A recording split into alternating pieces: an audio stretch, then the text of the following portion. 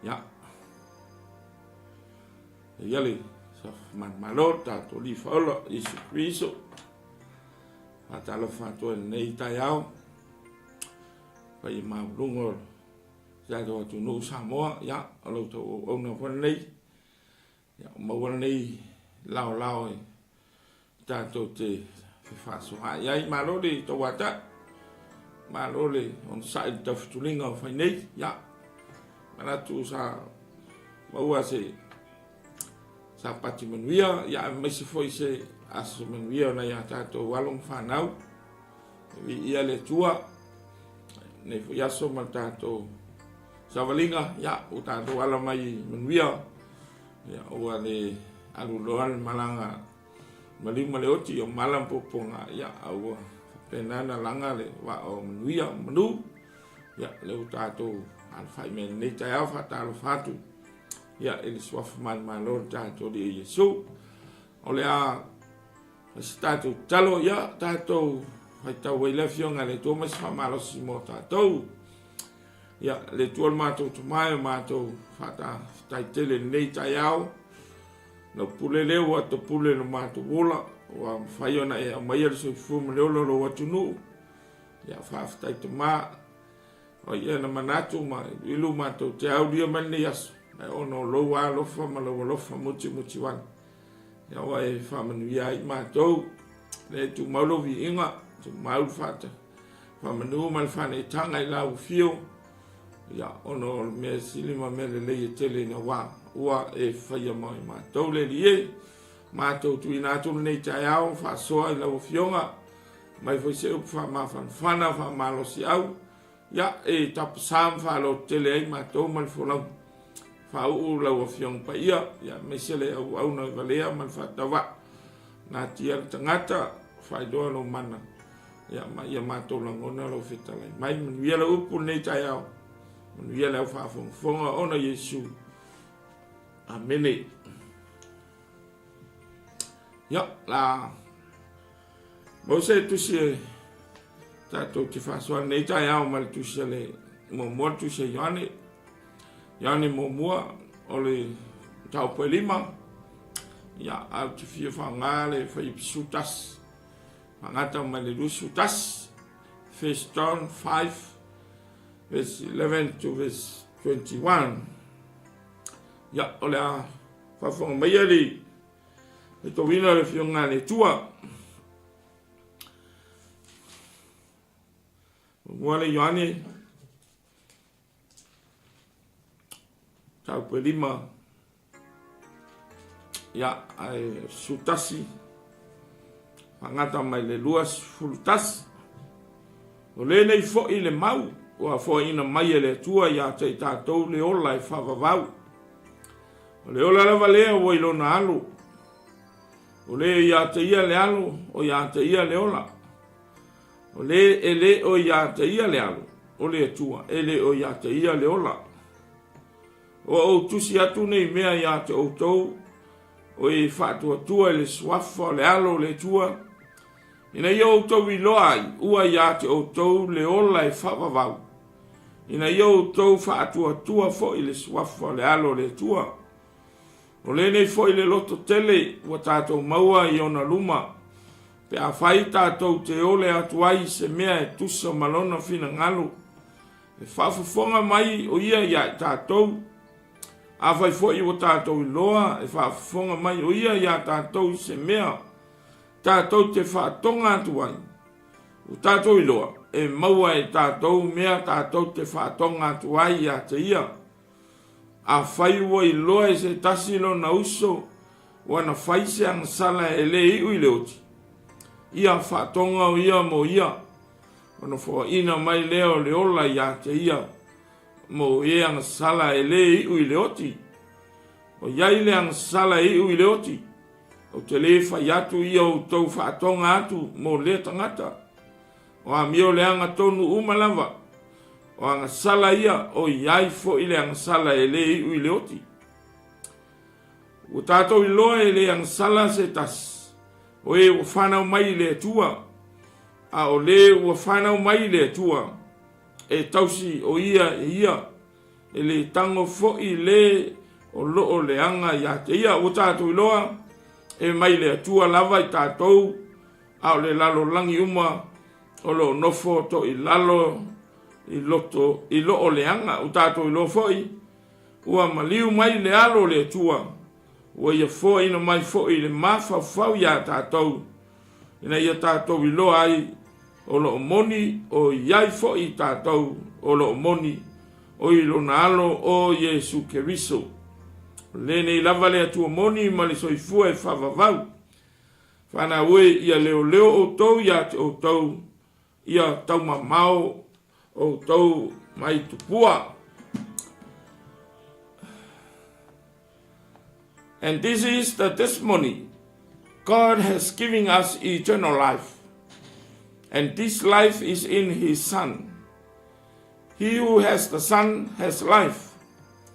He who does not have the Son of God does not have life. I write these things to you who believe in the name of the Son of God, so that you may know that you have eternal life.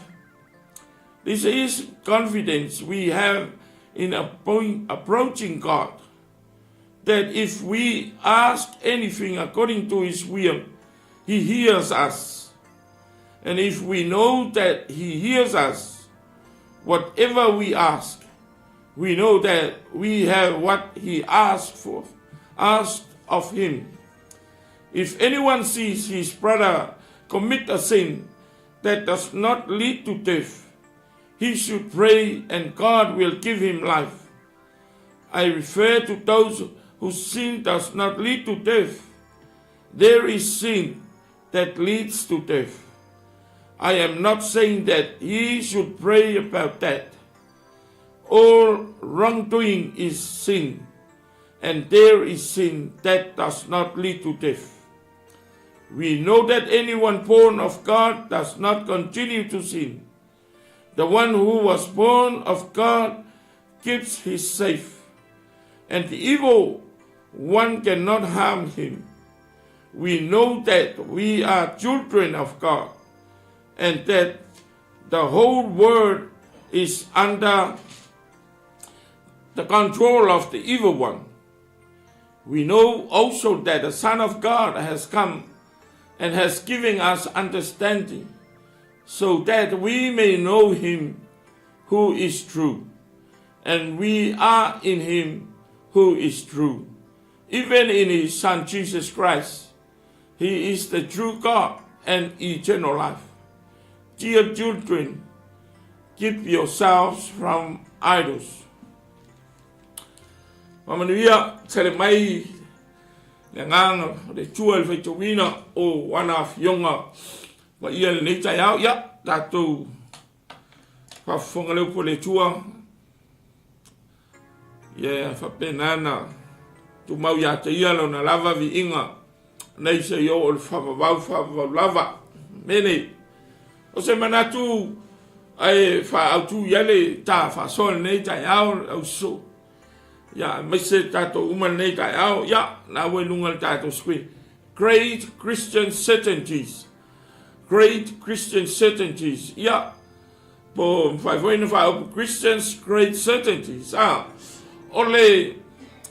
ole mauti noa sili ole au kerisiano ole au fatu tua kerisiano ole mauti noa sili ole au fatu tua po le au kerisiano ia al manatu au tue ia le ngona wana o Yesu le ki o famanianga le tua fanelangi Jesus himself is the key to godly blessing.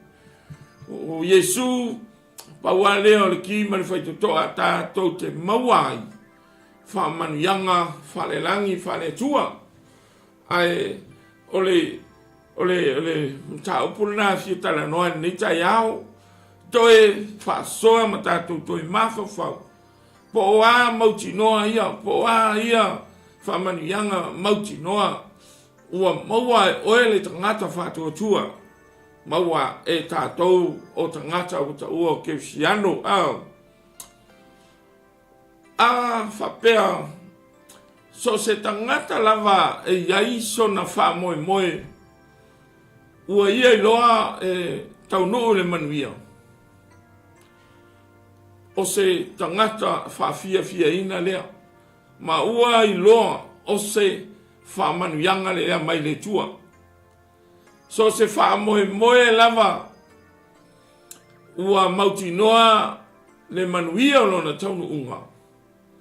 O se fianga tele le le loto o se tangata. Ma ua ia mauti noa o se wha manuianga lea mai le tua. An whaiwhain whapea. So se wha moe moe lava o se tangata ua mauti noa e le taunuu le manuia. Pe le mauti noa se manuia.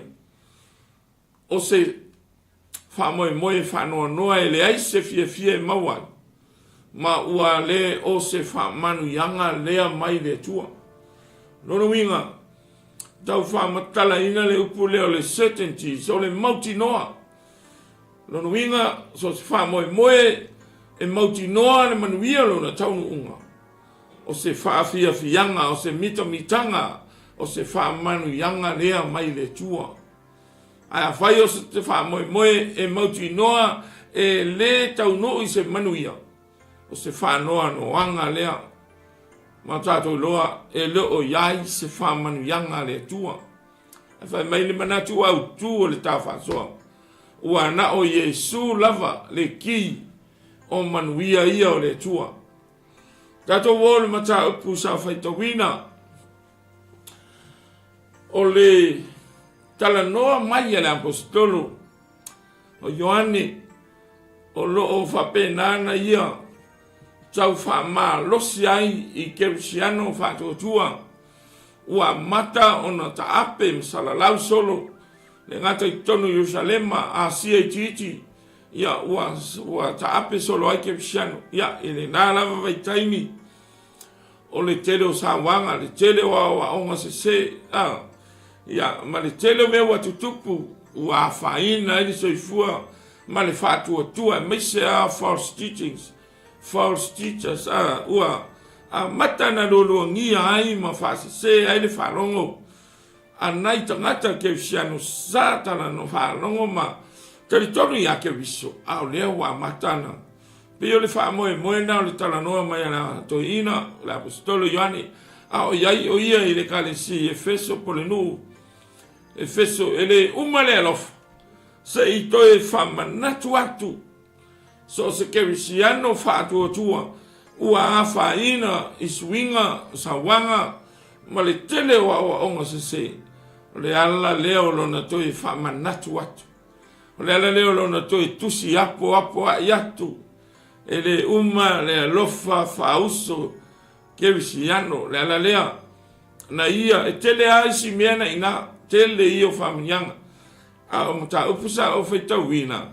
O lo iai mea e tolu, tatou woi mea I e tolu, ia e ama iai se fe au mo, o e maa, o lo I to tonu o le tusi wha mawhanawhana, ma le apua e ma le wha malo si au, a le apostolo polito ino Ioane, ia, me mo muore e tau wha mawha, le toi wha manatu le apostolo, ia o le ola e wha wawau, o le tā ua, o le alo le tua e laiona maua le tangata ina ia maua le meta o le ola e whawawau. Eternal life. You have life. Mana ia o le whamanatu mai le toi ina 𝚗𝚘𝚎 po feo ia o tau po sawaina po whaseina o tau po le alava le tūlanga ia o tau o le toi whamanatu atu lea e mauti noa o lo tau whamoe moe ia ke viso Yesu. Fai pasu lua nae, fai mai. O lewa ia te ia le alo, ua ia te ia le ola. Te toi whamanatu atu. Awa lava nei o eselo rato whātua. O lewa ia te ia le alo, ua ia te ia le ola. O le ola leo le ola e whamavau. A o le ele o ia te ia le alo. Ele o ia te ia le ola. A le toa sao le tua lo ilunga ia te ia. ma sani ia lo whalongo I lea, memory verse e tātou te whalongo ai manei lo to e mai nei tai au. O se certainty mo oe mahau, mai ia le apostolo, he who has the Son has life. He who does not have the Son of God does not have life. O le life le tau I, o le ola I whawawau. E ese mai le ola le tātou te ola ai. Le ola I tātou le tino nei. Ai ese le mea tau le ola I whawawau. La le nā mea tau le ola I whawawau. What is eternal life? Wa mai o lewa ia te ia le alo o Yesu Keriso. O ia te ia le ola lea maana ia. O le ola I whawawau ele se ola tātou. O le ola o le mea alofa le atua wa mai a tātou. Roma e ono whai pue lusu tolu. Na e tau tala noai. Eternal life is a gift from God. For the wages of sin is death. But the gift of God is eternal life. Ngay giờ tận nói để chích chơi in mê để tao liêu lại phá vào ina ia cha châu lo mà ia mau chỉ nó le mê ya ta tô mà ia nào ya yo ta tô lotto ia ta tô mau liêu là leanga o le phá man yanga mà le mau chỉ nó ne na o lo ta tô phá moi moi o la ya Keriso Yesu.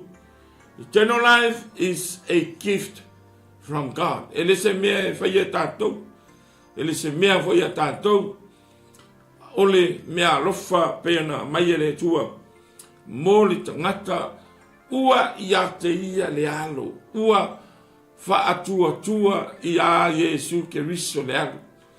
Ma neia lea whamanianga. Ma neia lea mauti noa. Ole tangata ua whaatua tua. Ia te ia le ola e whamawau. Eternal life is found only in Jesus Christ. Te le maua lava I sis. Kau ke le whakau inga le ola e whamawau se tupe. Tātou te le no ina. Pe maua mai se mea. E tasi ale tangata e a laion tātou maua. Ale manuia lea. Pe a whai ua. Tō tono ia tātou le alo le tua o Yesu Keriso. E le olo tātou ilo Yesu Keriso. Ai ole tātou talia ina. Wau tātou whātua tua ia te ia. Ana whai mele Ioane tolu whai pusfuluono. For God so loved the world that He gave His one and only Son, that whoever believes in Him shall not perish, but have eternal life. Ba ngai mo ki ngoa. Le ola e whamawau, o le ola I tua atu le oti. Leanga e ola tātou le tino nei, on tātou woti lea, to e tutu tātou le whamasinonga, on na maua role e tangata o ia te ia le alo, le mea ta o le eternal life, ola e le to e oti. Ai to e oti e lai ngā le tangata e le ia te ia le alo, o le se sengala na o me lua, le to e whamanatu atu ke visiano, Yerusalema ma wa mata na taape wa mata na whaamaiwai aua leo ese ma Yesu Keriso mana ia ole ola e whaamawau ia e maua ia Yesu Keriso pe a maua e tātou Yesu Keriso na tātou maua leo le mere ta ole ola e whaamawau ma sani lo e whaarongo ma e whaafonga leo upu ola e whaamawau ai mana ia se tātou toi no fotasi a matau ma whawhau. O le a se tā ua o le mea tau le ola e whawawau. What is the importance of this eternal life?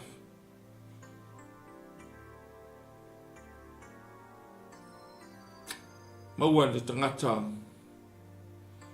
ua iai ke viso le alo le tua ia te ia. For God so loved the world. Whapelawa nā lofa mai le tua le lalo lang. O ia mai eno nā pele tō tas. Ina ia le whano se tasi ia. Whatua tua ia te ia. Ai maua ia le ola e whawawau. Ma ngai ia le certainties mua. Le mautinoa mua le o toi whamanatu i Ioane. Hei ke usiano o sauaina o tau ma whasaseina o tau iawa onga se se. Wa ai le mautinoa leo lo tau whamoemoe. O le ola e whamawau, lo tau unga ma lo tau whamoemoe.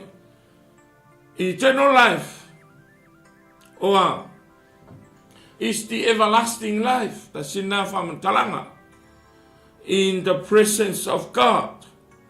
Nai ta ua Ioane, su fitu al whai poe tolu, o le ola e whavavau, o le presence ene nā le tua, o le tātou iai whatasi mane tua. Mana ia le whamatalanga, eternal life is the life everlasting in the presence of God. O le iai whatasi o tātou mane tua, I lona mamalu, ma lona sili ese, I le ola e whavavau. Wow! It is a mea tātou le ola e whavavau. Isn't just something that starts after you die. O le ola e whavavau, e le se mea toa maua pea e oti. Le anga Samoa, le tele I o tangata. E iai o la tau taltonunga, o le ola e whavavau, o le mea na e pule e le tua. Se I oti, whailwa masinonga le tua, whapele le tua, ia sauro oi I le ola e whavavau. O le atala noa le toi ina, o le ola e whavavau, o le taimi a e whatua tua e le tangata. Ia Yesu le alo le tua, o le taimi vile na, wa iai le ola e whavavau. O le ola e whavavau, se I to a maua I tu aktu o le oti, ma tu aktu o le whamasinonga le tua. No, it isn't just something that starts after you die. Nuinga, kauna e mauti noa nei, le iai o oi tu tonu le ola e whamavau, ma le manuia le e whamavau, a o e soifua mai ola, e iai le whamoemoe, e ta tauna e whaia ia e maua nei iai le ola, a le ki le na mai lunga, o le o iate ia le alo, ua iate ia le ola, tātou te le whatali la se ioti, o na maua lea o le ola, lea e whamavau, tātou te maua nei le ola e whamavau, pe a whai ua tātou salamo, whātua matalia Yesu, tau tino tātou angsala, whamangalo, whātua matali tonu, maola, leo langa whakeriso, te fua, o ia ona e maua lo leo le ola e whamavau. E sari maa nei le whamtalanga le toi ina, toi whamanatu ai, e le maua I tu ato le oti, e maua nei, pe a ta whātua, pe a iai le alo le tua I a ta ua. It's also a here and now thing. O le mea e maua nei, ma maua nei lava, ma atili now and forever. O iai le nei tae au, ia, ma na ia toi mawhawhau, o ia te au e le ola e whamawau, lea e le me tau le ola e whamawau, e tau whono mai ai le fionga le tua, o le ola le manuia e whamawau, o le mawhutanga ma le tua sisilese, I le presence le tua e whamawau, tua atu le oti ai, maua nei, lava le taimi nei o e soifua, pe a whae la whae lo loto ma lo wola, e te salamo matalia le alo, le o le o ia te ia le alo, ua ia te ia le ola, very simple, very straight, man, ia le, from talanga le na le Paulo se mau, le anga e tele tangata e se tal tonunga, le me tau le ola e whavavau, ia inis tal tonunga, o le ola e whavavau, le me pule ai le tua, o le ola e whavavau, se I longa wale leil tangata to a ave ia ina, ia le tala noa le fionga le tua le, e te maua nei lava, pe a e whaatua I le alo le tua o Yesu Keriso, e ala I ona puapua ngai lona maliu tanu mia malona toi soifua manu maro, o ina e peise ai, o peise se na olo ta whaatua, ta te maua I le manuia lea se isi whamatalanga I le mea tau le ola e whavavau e whapea. It is free for everyone. I le kau whakaua. E free e kufa fua mai le mea le nai le tua. I ata ua conditionally. Awale fa pe afuli nga songa kufa le tua conditionally e yai me condition e yai inga fa fena free mele the gift of life le eternal life ya ta ua e le fuli nga mai e fuli pe a yai me ta te faya e le ko making a ka maua ongol maliu ke tate respond. We need to respond. We need to repent. I tate langa te tala talo te talia ile alo lea ina ia ile alo le te tono te atawa ona crown to my lole to ma le ola lea e whawawau o le wa ia te ia le alo ua ia te ia le ola e whawawau ma na ia e moni wa umana whata oto whatino ke riso le condition lea e sawa i tatou le ola e whawawau ai pe ta e yai le tapito la au 𝚗𝚑𝚙𝚢𝚑. We need to do something. We need to respond. E ta tau ona ta tali.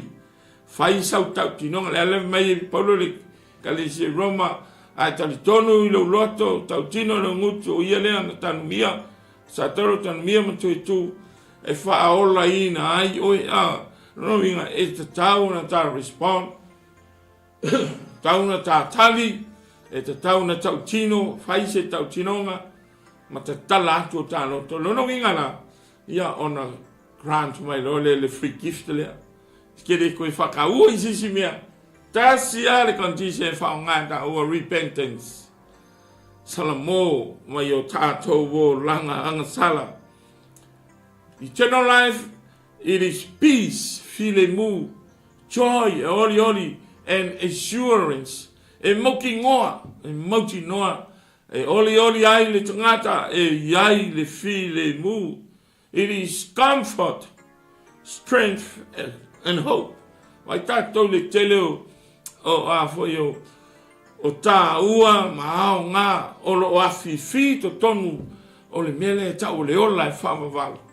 Awane i whawhangongo tangi ao lau whawhonga. Po le ale me tau le ola e whawawau, peiwa, o se taitalinga le tātou whanongo, nisteimi, peiwa nisteimi pe tātou te le. Whama mawhaina le tā ua le mea lea, a leo to e whama nato e Ioane, e 𝚗𝚑𝚙𝚢𝚑𝚗 wa mata na sara lau mato e tau fo i tua. Iu taia whapena fo ia 𝚚𝚑𝚑𝚗𝚑. Awa ne ingano ia te o tau le mautinoa o lo tau whamoemoe. Whamoemoe mua le mautinoa wa mai o le ola e whawawau. Mai o lewa ia te ia le alo, ua ia te ia le ola e whawawau. A o le o ia te ia le alo le tua. E le o ia te ia le ola e whawawau. Very clear, very simple and direct. Whawhiano tātou maua le ola e whawawau nei. Pe a iai ia tātou le alo leo le tua.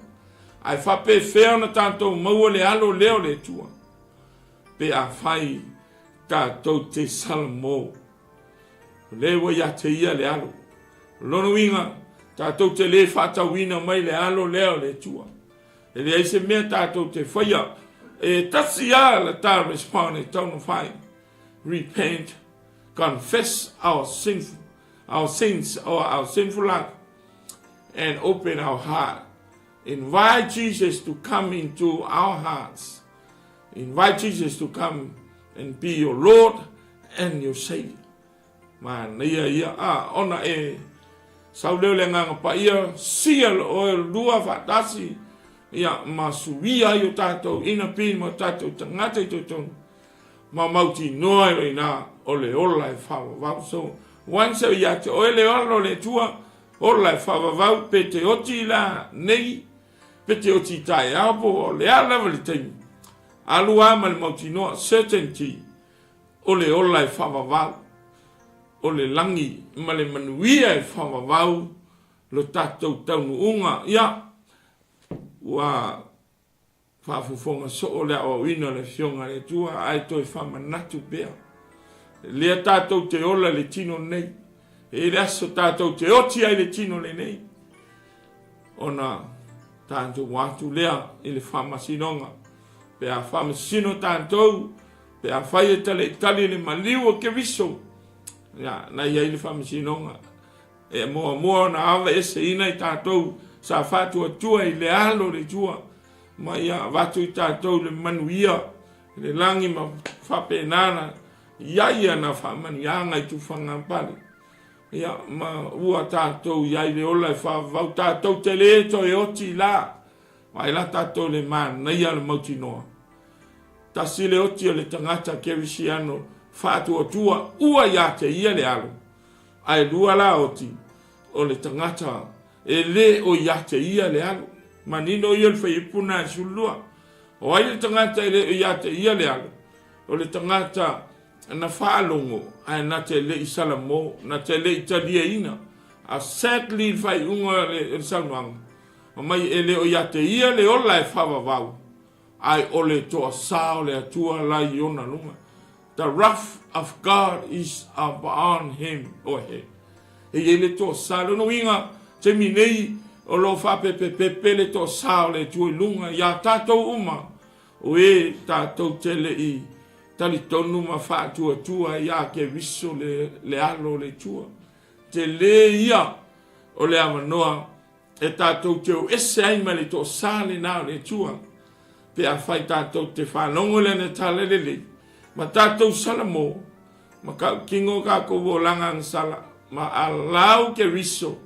E sau e wha ma ngalo tātou wang sala. Ma na ia le wha mtalanga le toi wha manatu Ioane. Ke usiano I utaia. Ke usiano nu ese. Na ia o tau le whatua tua ia ke riso.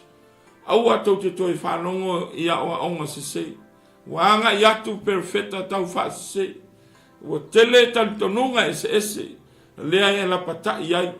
Le au whatua tua I utaia ma nu ese sa. Iai le whamoe moe lea. Au a mata toi tau whawai vai. A mata ona tau whaadua whesasi la tau whamoe moe ia ke riso. Le leo o le whamanosi. Toi whamanatu atu. Le tā ua o le ola e whawawau. Ke si ano ma leo whatua tua nei tai au. O ia te oe ea lea whamanianga. Very certain. Eternal life is very certain. E mau ki ngoa. O le manuia le nā mō oe. Sa uni le tua e watu le mea lofa le ia te oe nei. Te loa oia e whafonga. Pe a whaia te salamo, ma ta tala ro roto, ma whaia tu ke riso. O whalongo I lau tala le lei. O te fia maua le ola lea e whamawau. O ta tala atu lo roto. Whama ngalo a wang sala. Ma a watu au I le manuia lea e whamawau. Ma na ia. Very simple. Te le tau whata ua. Le ola lea e whamawau I se mea. Te le maua foi ni yawa onga se tangata. Doctrines man yawa onga. E te maua ya ke riso Yesu. Jesus is the only key to godly blessing. Maua ya ke riso le amanoa. Tātou te maua ai le ola e whawawau.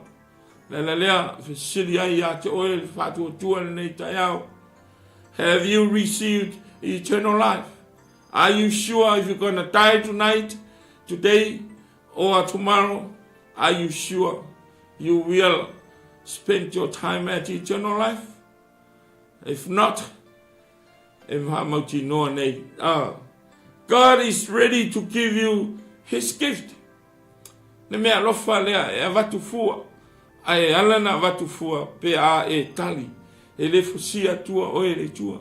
Once you respond to his gospel, once you repent and ask for his forgiveness, then God, the Holy Spirit, give you the eternal life.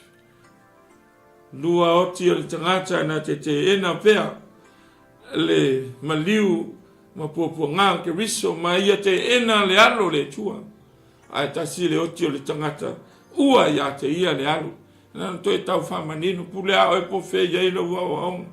Ma lau tali tonunga a lea le whamanatu o le awhionga le tua. It is a free gift from God.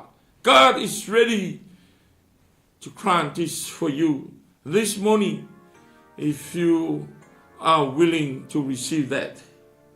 If you are willing to put your trust and faith in His Son, Jesus Christ.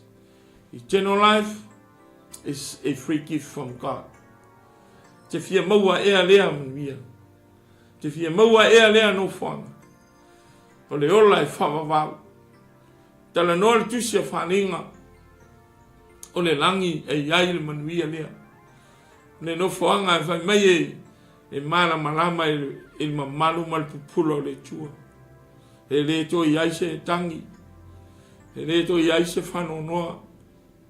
E le to iai ni mai. E le to iai lava se tinga. E oli oli. E fia fia e whawawau. E file mu e whawawau. E mafuta fatasi le presence o le tua e whawawau. Heavenly blessing or godly blessings you will have and you will receive if you respond. If you repent and allow Jesus, the Son of God, to be your Lord and Savior. Ia, ole na, le condition le na. Sa moa nei tai au, ia fa pefo i te fia. Mauti noa mai fia iai te tonu le ola e whawawau. Ole condition na, salamo, maui ia ke liso. La la lea, mai yoane, ai upisulua. He who has the Son has life. He who does not have the Son of God does not have life, but His wrath is upon him. Ele tau whawhewhe ina tātou le tala le leia le tua. Mana ia sa tātou mana onga, tātou soifua maola le nei mai tau. Le alama se mea e silio na e mo mia le nei taimi le uso, le tua fine, le tamā, le tina. Tātou whinau mo le ola e whawawau. Tātou tau mawhai e tātou uru whale i lea no whanga. Oe malau tō lua ma siau whanau. Mana ia le tātou wō uma i le ola e whawawau. Le anga e ai le isi no whanga. Whai loa le fionga ne tua pe a tātou le sao i le ola e whawawau. Lai whamanga whai to toa le mālaia e whawawau. Le lea e tasi ai le oti o le tangata. Ua ia te ia le alo le tua. E end up le ola e whawawau e le toyoti. A le tangata na te le taria lava Yesu o le alo le tua. E le ia te ia le ola e whawawau. Ai tofu la le mea ia le tō sao le tua. Ia peo se whamanatu se toi lui. Se toi whangu lea. O le future plan le tua. Le anga ne nei vai tau mani tal fau o tātou iai ua anga I mai le ti Apollo penta ua Ioane lan tusi nei taia o le lalolangi ua tomi nei te le ti Apollo e uia o le lalolangi le ti soifua ma wolai o le mena whaia le tua. But at the moment the devil or evil dominant ua tātou wa ai ua leanga le lalolangi Bole anga mai malo, bole anga mai te tai, o I tangata. Le wanga I ngā anga mai te tono le lotu. Le malosi, ma le saua le ti Apollo na te whasase, na te whale liwina, na te twist le truth for the gospel. A ia whape nā ona a wanga iai o tātou mafo whauma o tātou lo. No tātou misi leo o le manuia ma le mauti noa lea. Great Christian certainties. The first certainty mentioned by the Apostle John through these verses is eternal life through the Son of God, Jesus Christ. Ia, leo watu atua, amu ia oe, ua e ia ke liso. Ma lo whaftai, ua umana e salamo, ua umana ta talaru loto, ua umana e tali, ua ia te oe le manuia lea. E te ola I lalo nei ma le mauti noa, ua iai le ola e whawawau. Te leto e tau whatatali se ioti, ona whatoa e mauti noa lea, po ua iai le ola e whawawau. Pero se lui foi lea ma se whamanatu, e se le mana ia le whamoemoe ola lea, ma le mauti noa lea, o le tātou wola, po ati ngā, po awha ingatā, le tele whawhita auli, le tele o mea ua, lo tia ai le wholaunga, a e se le mana ia le kaula le whamoemoe lea, o le ola e whamawau, i eternal life, le anga, o ina e ngalo ai au ti ngā, te mau ai le oli le aso atoa, o ina e te mau ai le file mua le loto, o ina e te lua mafuta ai ma le tua, e se le mana ia o le ano whanga. Iai lava se mea o sili na e mana o mia li taimi le nei. Tonu e tele a tātou mana o mia so tātou fale, mana o mia so tā vale, e mana o mia le qualification, mana o mia ni manu ia o le tino, mana ia. Ai le first priority, le whama mafa le tala le lei, tau longolongo le nei tai amo, oe lo uso, lo tua whawhine, lo tamā, lo tina, mana ia lo nau mua nawa le ola e whama mau. Ai whawhawhea na tātou maua, e ala i lo sana mō, tau tino awanga sana mata lia ke riso, e leo lo tātou i lo ke riso i lo tātou mawhawhau, ai tātou wola pē i le angasala, ai āta lia, o lo tātou salamona te suia i tātou, ma ia watu oe le manuia e whamawau. O le manuia mautinoa mua le na, eternal life. A whapea fo i, e te tau pe whawhea nei maua. E maule ama noa e wala au mai ai, tā tala noa ma whaile te talo le whaolatanga. Prayer of salvation. Wha loa ia te oe. Ina ia e ola mauti noa a e oti o le ola e whawa vau lo taunu unga. Ia ele o se tala FATU po se tala e tau ane ai. O wholofolanga God's promise in His word. God's truth is found in His word. Ia le au FATU tua. Amo ia oe nofo i tonu ina le ola e whawa vau. Aua e te toe aluese ma ke riso. Aua e te toe la whai le whatua tuanga i le alo leo le tua. Le anga le tsawel ti Apollo. The purpose of the devil is to steal, to kill, and to destroy. Vai aika ko le power le tsawel ki Apollo. Sawe nga oi oe me le whaorotanga. Sawe fasioti le wanganga.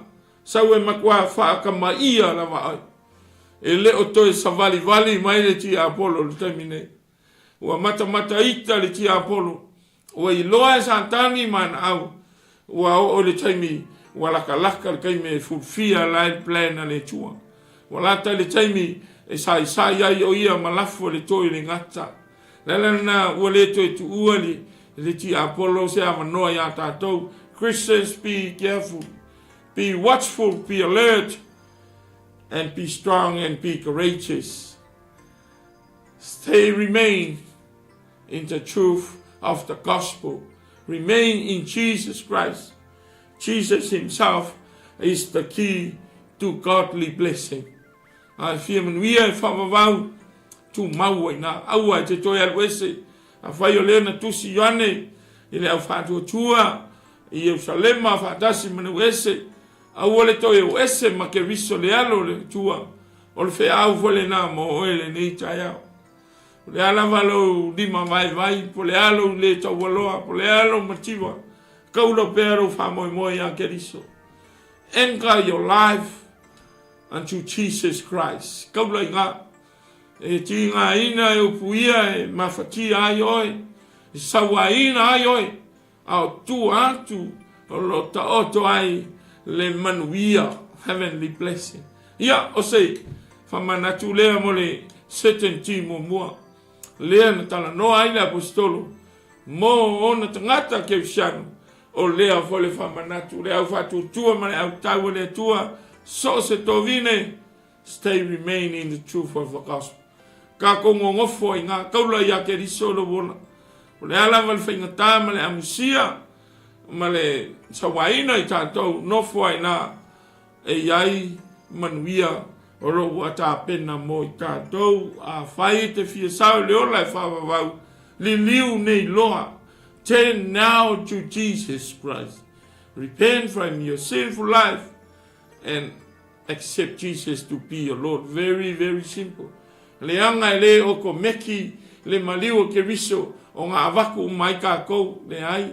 E moi o uman whata oto ke viso le ala fua. E fua iai le tātou bolanga. Ai iai le mea te tauna whaia le tangata. E te tau ona tātou salamau. Ona tangolele tua e kufa fua mai le ola e whawawau. Ma le whātua tua ma manuia le langi. Mōrau susunga. Pe a e tali e lona wala au mai ia. O le whamamafa mua na. Pena whātua e tolu Certainties ia. Na tala noa ioani. Whamanatu whona mo ta ua. Samoa nei tai au. Ia ole mauti noa lona lua. Lea e whamanatu i ke siano ia wa matan tau whawaiwai. Wa matan tau ese. Maile tala ole melo na lua. Whae loa atu le apostolo. O lau tau ta talo atu i le tua ke siano. E tali le tua. E whafofonga le tua. The second certainty is about prayers. Christian prayers will be heard and accepted by God. God hears your prayers according to His will. Selman, ia, leo toi whamanatu atu, asa wa inga o kou, a wha inga o kou ki siano, au tau wala au atu le tua, e la ngona e le tua lau tau whono. E la ngona e le tua lau tau leo. E la ngona e le tua lau tau iyo. Na e tau ai nā, whai ipulna sa tātou whai tauina. E whai pesu 𝚜𝚑𝚡𝚗𝚎. This is the confidence we have in approaching God. That if we ask anything according to His will, He hears our prayer. He hears our prayer. Mga ia lea au. Nga e teine te talo i tāko ke sianoa mai e le tali mai e le tua. E masalo salo lo tātou langona. E siawa le tali mai ai le tua. Na e whamanino i nā. Whamai pe a tātou ta talo i le tua. E tusa malona fina ngalo. E le o ta talo umaka koe lau i le kueka lia le tua. Me mana o i tātou le ai. E tali le tua. E le ta talo e whono atu. I mea winga i lona fina ngalo. I manino le li tātou wan melana e lau lau tātou ta talo. Tātou whai mele. Wale tali wale alofa mai le tua i atia. O le mea muti noa. E le tali le tua le ta talo e le tusa malona fina ngalo. Le lau whai tau atu o su 𝚜𝚑𝚡𝚗𝚎. I le wha Samoa. Se tātou toi whalongo i le. E le whamani noa. Whai pisu ma le 𝚜𝚑𝚡𝚗𝚎. I le whionga le tua. Le nei fo i le loto tele o tātou maua i ona luma. Pe a whai tātou te ole atu ai se mea. E tusa malona fina ngalo. Nono inga e taun tātou ole atu i luma le tua. E tusa malona fina ngalo. Ona ia whafufonga mai lea. Na ale tali le tua iso se mana onga tātou te la. E leo iai la le fina ngalo le tua. Sila fia le tua mea manuia ai oe. O mea na e tali mai. I le sufana ma le sulima le na wha uma mai lalo. E ole atu ai se mea tusa o lona fina ngalo. E whaafofonga mai o ia ia tātou. Wow. E whalongo. E whaafofonga mai le tātou wala a watu. A whaifoi o tātou iloa. E whaafofonga mai o ia ia tātou i se mea tātou te whaatonga atu ai. Ua tātou iloa. E maua i tātou mea tātou te whaatonga atu ai. Wow. Wow. Tau mō mai ele relationship. That's another blessing. Ole isi certainty le na. Le whamanatu i yoane i leo whātua tua nu ese mai utaia ua whawaiwai. Le ase mea te ole ai le tua. E whafofonga. O ai au le tangata anga salai whafofonga mai ai le tua. Wala na whafofonga mai le tua i le tata talo. Ina ua tāli liu i a ke riso Yesu. Ai a whaifo ke fiano tate tatalo. E tali le tua i mana onga tate avatu e tusa malona fina ngalo. E iai mana o ngā tātou te whonua i le tua, le tali mai le tua. Ono tātou whisilingia le tua. Pa ua tali mai ea, pa ua le fia le tua, pa ua whailonga tangata le tua, e tali isi tangata le tali, le ai. E alofa le tua i ato oi ke fisiano. Le ase mana o ngā te tatalo atu e le tusa, e sila fia le tua, e toi whanua i oi, e a whaina i oi, e na te le talia. E pui e alofa le tua i ato oi. Nei toi a whaina ai lo soi fua whane nganga. Iai te me tātou te mana o ai mea o le tino e le tusa malona whina ngalo e le tani mai le tua. Sen mana ia whawhonga le tua i mea tātou te ole atu i a te ia e le tusa malona whina ngalo. Nuinga, pe a tātou te talo ke vishan, tātou manatu i mea e whina ngalo ai le tua. Oa tātou te so ona lau i le tua mea i le tusa malona whina ngalo. Le anga la sile fia le tua le tali. Wa wane ngalo i a te oe ke visiano ta talo i le tua e tolu a tali, e tali mai ai le tua. E ta talo i te whono e tali le tua yes. E a mai e le tua le tali. E le taimi e te uio le ta talo e le tali mai le tua no. Lono winga e whina ngalo le tua e le tali le mana onga lea e ono a whaina e te lei loa u te lei loa ta te a whaina ai ai sila fia le tua ma le tali lono tolu o le wait yes no wait lono winga e whapele tua whatali au tātou e mana o talo atua nei maua mai tai au e ele teimi e umi ana na processa le tua lo ta concern e le teimi a lau ai ta ua le tua ia maua le patient e ono sa e whaatali tali e whapena winga o lo tātou whiso tai le tua e ala le talo. Prayer is so important. Prayer is a powerful weapon, powerful tool for every Christian. Ia tātou whinau le talo. E whawhonga iova i lau talo. Pe a e talo e tusa malona whina ngalo. Ia i mea e te tauna tātou wole ai. Ia e tali mai le atua.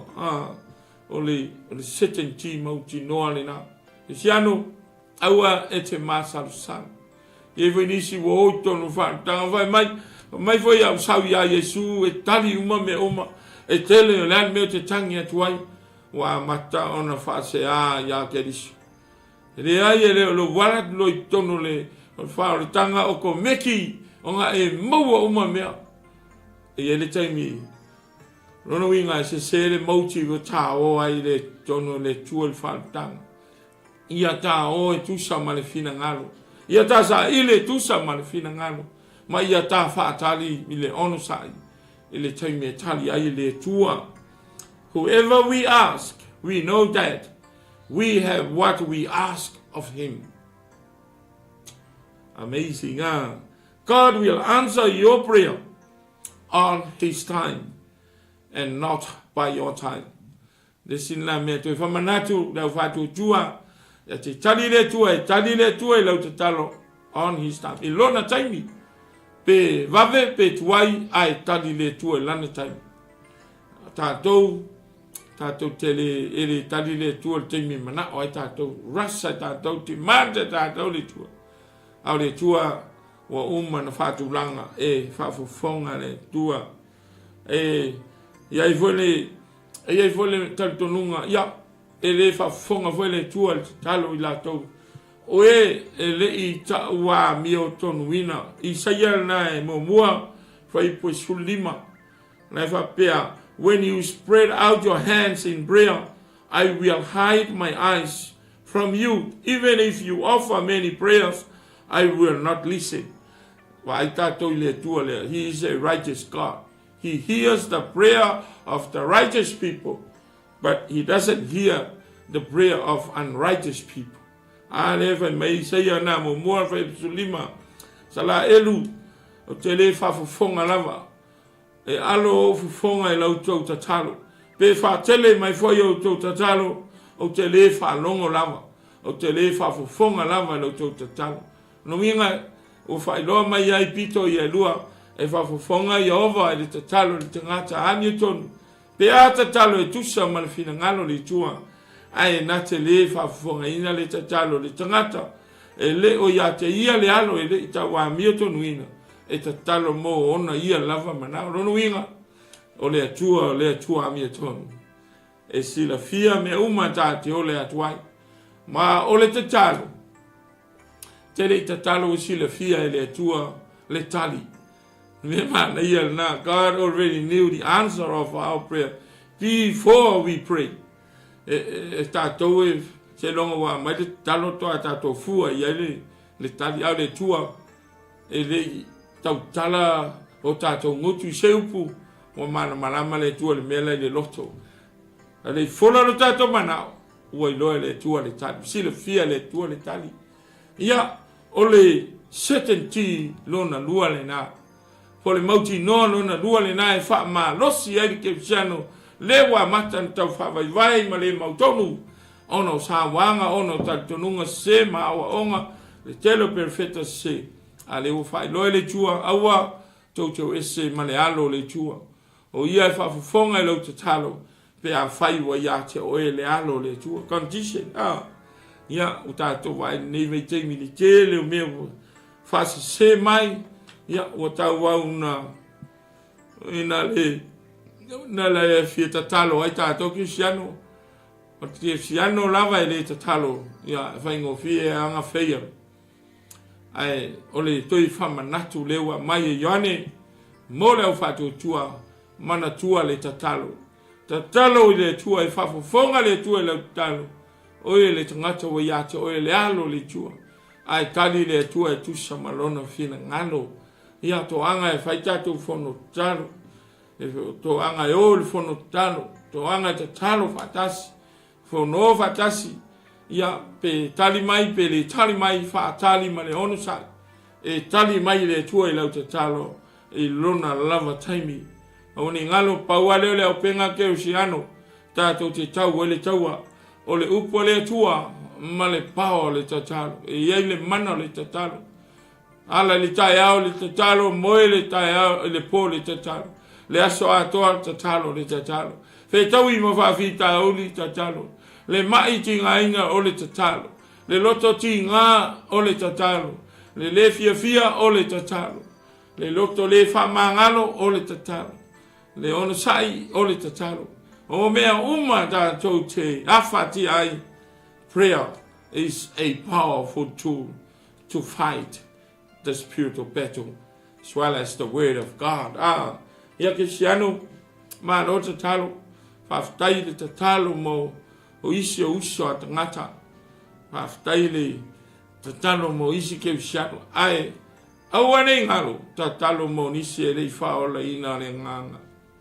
Talo mo si o wo, si o wainga, ia save le soap le anga, e leo ko making ka ko wo le manguia le rangi. Se ia wanga ngāu ka koukaria Yesu. Se wanga nāu tātou whamaurano ma ta lia ke riso o tātou lotu. O lewa ia te ia le alo, ua ia te ia le ola. Mana ia condition ua amai tātou te savavali maui ai. Ia, whaftai fwoi lotou te talo ia i mātou. No mātou whono ina, le whiau o le tala le lei. O lotou te talo. E manuia ai, whaiva tama whanau o le atunu, wape nā fwoi kālisia. Ia, tātou o le tatalo, tātou ono sai. E le tatalo e whamei e whawhafonga mai le tua le tātou tatalo. Wow! Ia, ma le certainty lona tolu. Po le mauti noa lona tolu mo oer ke usiano. Na ave mo le awari ia. O lea fwoi to e mai mo tātou. Pai mai le sipolo misi nei na a Ioane. Whamalosi e leo whatutua. Your sins will be forgiven. Pai mai o lewa ia te ia le alo. E whafufonga le tua i lana te talo. A o ana anga sala. Ua whamangalo umai le tua. Wow. O kako uma o kanga sala. Ele ai a se le isi anga sala. Ai mana ia le ki wa mai. Pe a whaita tau te fia. Maua ina le o langa pa ia man whama mai. Ua cleanse uma tato wanga sala. ia e whapena ona maua ia ke liso Yesu. Le mwhai ona whamangalo ina tātou wangsala pe a whai tātou te le whātua tua e le alo leo le tua Yesu ke riso. E sele manaia o le whata o tonga e tu stala Ioani o a fionga ia le tua. E lua mea nei ta ua na whai pisuronu masu fitu. Mai e iai le angsala e ta e iwi le oti. A iai fo le angsala e le iwi le oti. There is sin does not lead to death. What does it mean? E iai le angsala e le iu I le oti.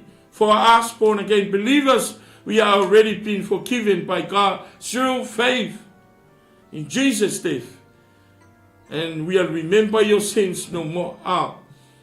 Ole angsala ele iu le oti o tātou sa tātou wanga sala umalawa. Ari taimi ate te whamaulalo ai mataria Yesu ma tau tino la wanga sala whamangalo oe ke visu. Wha meila ia ole angsala ele iu le oti. Tātou te le oti e whawawau. Kau ke oki ali kingo ngei. On tātou tūle whamasinonga, on a tātou le oti lea e whawawau. Le se a le anga ua whamangalo ina tātou wangsala. Ma ngai ia le whamamanga le apostolo, o le nā waenga.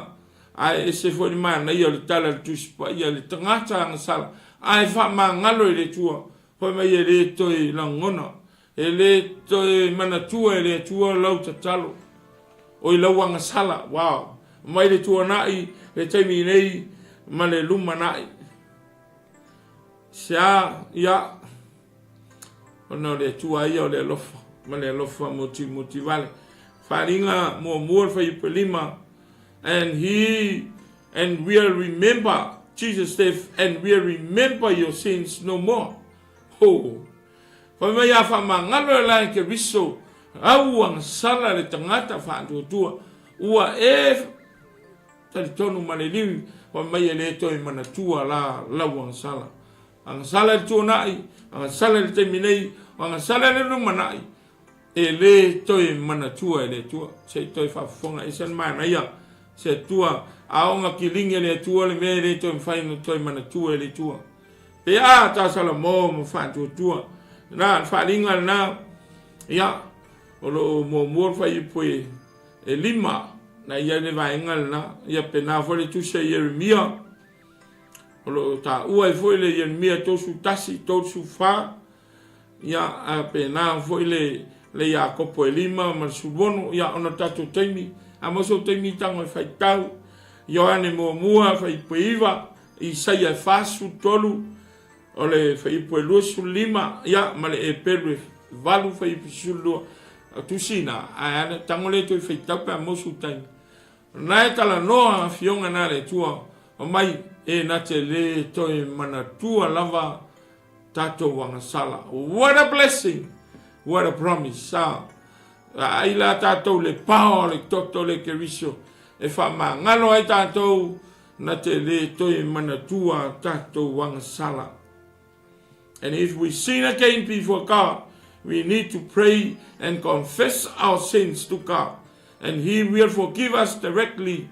Na Jacopo e lima sulono. Pe a toi ang salala oe le tangata ua iai ke viso ia te oe. Whai mai e mawhai ona toi tau au anga sala. Confess your sin. Then God will forgive. Wow. E lewa pea tato I tono whao tangan tato le toi ang sala ile.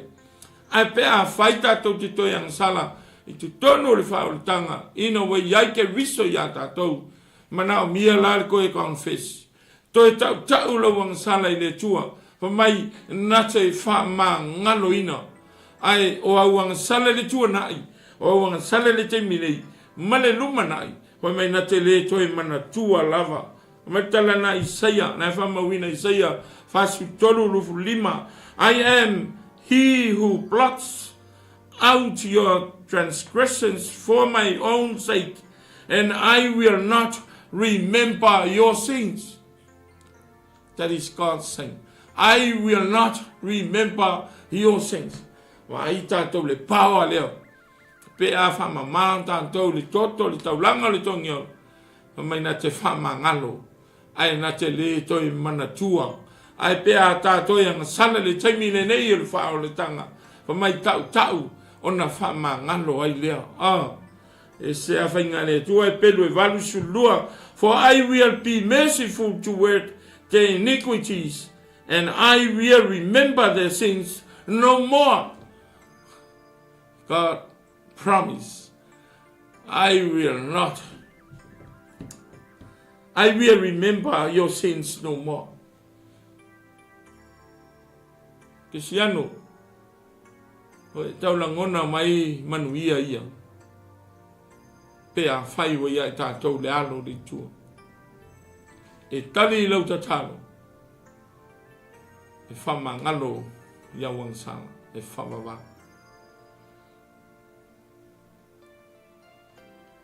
Surono pi na ta ua. There is sin that leads to death. A iai fo yang sala whamei e o lava le oti. Anga sala le na o le tangata. Ua lema whai lava na whamaulalo. Ua lema whai lava na talia le alo le tua. Anga sala e le whamangalo ina la e le tua. Sins of those who reject and not believe in Jesus, the Son of God, their sins will not be forgiven. They will lead them to death and eternal punishment. Le ala le manao mia e lo taimi nei. Ao tā soi fua maola. E ta tau na ta sa ili le whamangalonga ke risu. Whamangalo ta ua e le toto. A mailo na toto e tā i o tā ngasala. Whamangalo ai ta ele lea ma tā mio leanga. Leanga o le tā mio tonu pe o le pisipisi o le i o le ma. Le ala le manao mia ai lo tā o le salmo. Ma ia whamangalo ina i tātou. Ma awa e sea tā ngasala. Ona le i u leo ta ua i leoti. Ai a whaita te whalongo pea. Ai ta te le ta lia ina lava. Ona puapu ngā ma ta FATU tua ma talitonu. E na te le whamangalo ina. A ta tau wang sala. Nela le sen mana ia. Sa mua nei tai au. Feo iai oi. Wai mauti noa ea wa whamangalo e le tua wang sala. E ala e le toto lo na ala pelo kewisi. Mana ia whaftai ai a whai ele ai. O le tumu muso le tala le le sa ili so tai. Manua e ola, manua maua le amanoa. E te sa ili ai le tafu e le sa taulu. Le taulanga tong yola ke riso. E ala e lo FATU tua. Lona toto sausawina ma whama maa ai. Awang sala matato wang sala. O le ese sengal na pean ta ua yoane.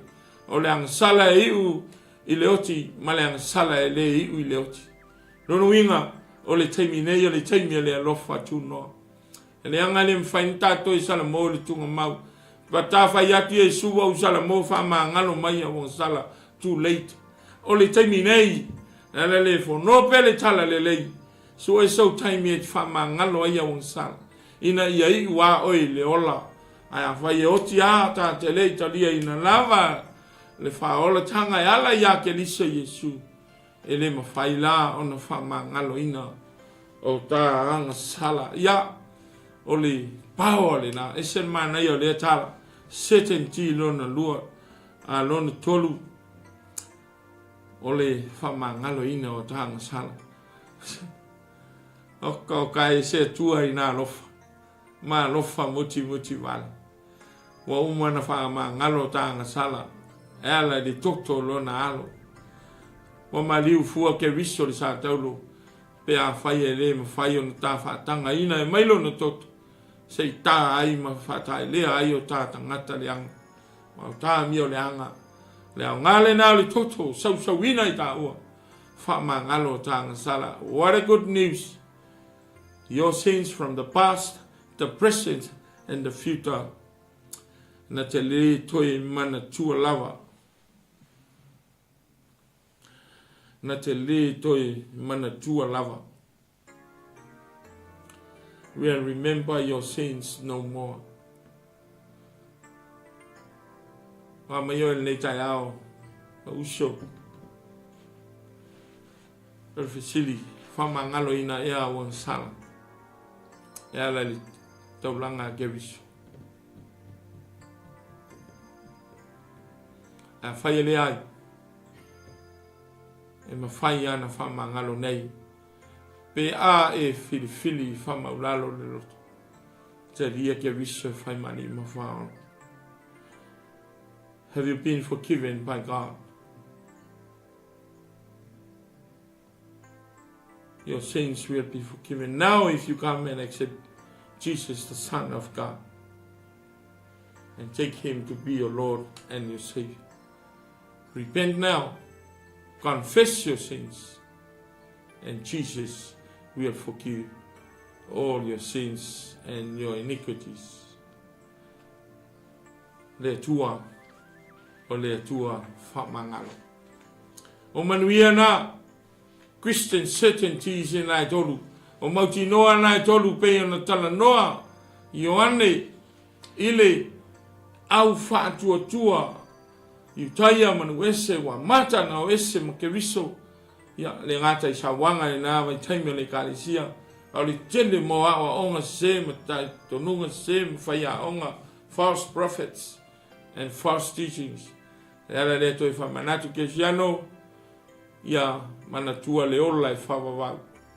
I pi pe ya ke riso lua e whafufonga Yehova i lauta talo. E tusa malona fina ngalo. Bale ala wale me tio le tuai e tali le tua i lau manaonga.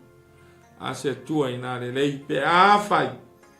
Ta te whatua tua i lona alo tolu. O awanga sala na te whama ngalo ina. Na te le toi mana tua lava awang sala mai le tua na ile nei mane numana a e pe a e toi ang sala ni tami nei o le wha o tanga. Confess your sins and he will forgive. Le te le nao le lofa le tua e a ta ua ang sala a e maliu wai lona alo i lunga santau upu whai o nea tai au mal ta whasoa. For all true believers of God, be faithful and remain in the truth of God in his word. E lepe pelo le fionga le tua, e moni le fionga le tua, aia ta wha maoni mata tu mawai. O a whaingata wa ngai mai. Stay remain in the truth of the gospel. Live according to God's will. And keep yourselves from idols. Fai muli lava. Na e ta ua Ioane ke siano. Yo tobo ese mai le ifo i tupua. A yo to wola e tusa ma le fina ngalo le tua. I fai ngata ia le fina ngalo le tua. Fai ngata ia le tato wola ina. Ai fai mo fie. Pea mau pea lo tato FATU tua. Ya Yesu ke visu. O ia le na ua mawhai o le tali o whawhita out. Whamanuia i tātou. Be aware of false teaching against the truth in Jesus Christ. Nowadays, at the moment, a lot of false prophets coming. Ola mole mau pero feta pe pelo. Tele wawa onga se wa mata on a twistai. Wa mata on a manipulate tamaya. Ia le taltonunga moni yake viso Yesu. Le ale tala inga e luatu, le ale awa onga fai mai le tala le tusi ia o tau sue ia nganga uma. Pe mai le tua, pe mai le ti Apollo. E le anga ia awa onga mtali tonunga e o mai manaia, pe ia e sao. Ai se le nganga lo mai lo lafi mai ai tua le ti Apollo. Ke usiano, be watchful, be aware of false prophets and false teachings. Leo kako yai vai ke minge. Tatou saua lea la tatou wo mai ol mea le. Wa ai le leile upo le tua. Po fele mea le ta oto le line le upo le tua. Pipi ai na lo FATU tua. Ya. Fa malosi na mo tatou le FATU tua ma le kefsiano. For uncertain believers of God. Mo tatou le mauti noa lava. O ia te oile manuia leo le tua. Jesus himself can lead you into eternal life and heavenly blessings right now. Pea whai nei leo mauti noa. Te lo oe e mauti noa nei. Pe a liu ia ke viso.